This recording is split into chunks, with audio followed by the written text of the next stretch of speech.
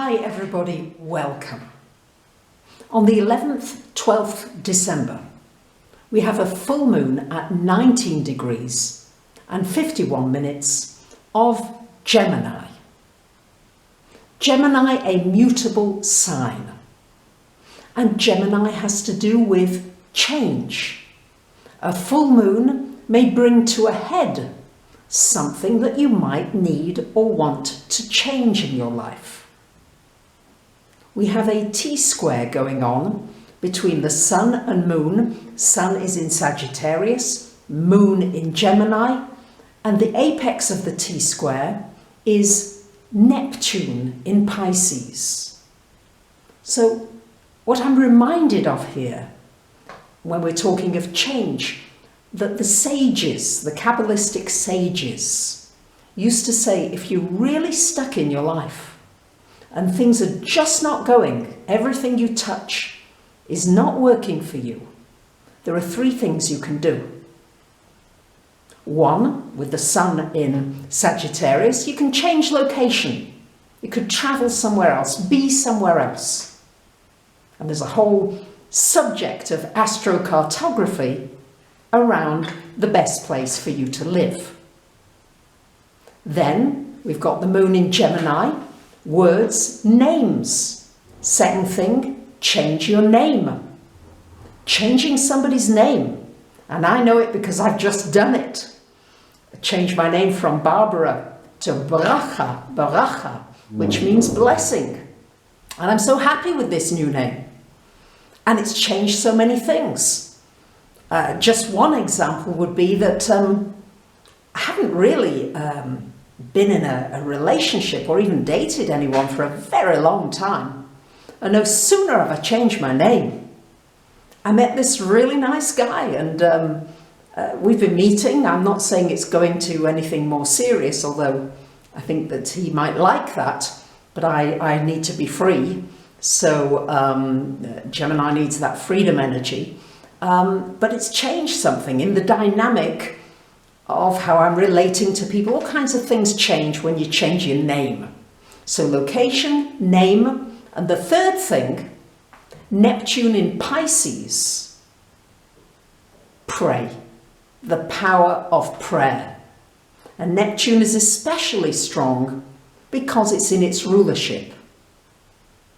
So these are three powerful things that you can do to significantly change your life. And you might just choose one of them, and that too can bring about some amazing changes. We have got Neptune trine to Mars. Neptune at the top of this T-square, very important. Now Mars is in Scorpio, which is quite intense. And Neptune and Mars in trine is about, for me, love in action. Neptune, the highest expression of love. Action, Mars. So this is something you might want to think about, putting your energy into. How can I really show love to somebody? What can I do so that they will feel my love in action? Then we've got a somewhat complex aspect, which is a quincunx between this full moon in Gemini and Saturn, Venus and Pluto in Capricorn. So the Saturn, Venus and Pluto are very much about your responsibilities, your burdens. What must you do? And the moon in Gemini wants to be free. So maybe there are some burdens, something you can release, let go of at the time of this full moon. It's quite an intense time. Gemini is everything about the power of the word and telling the truth.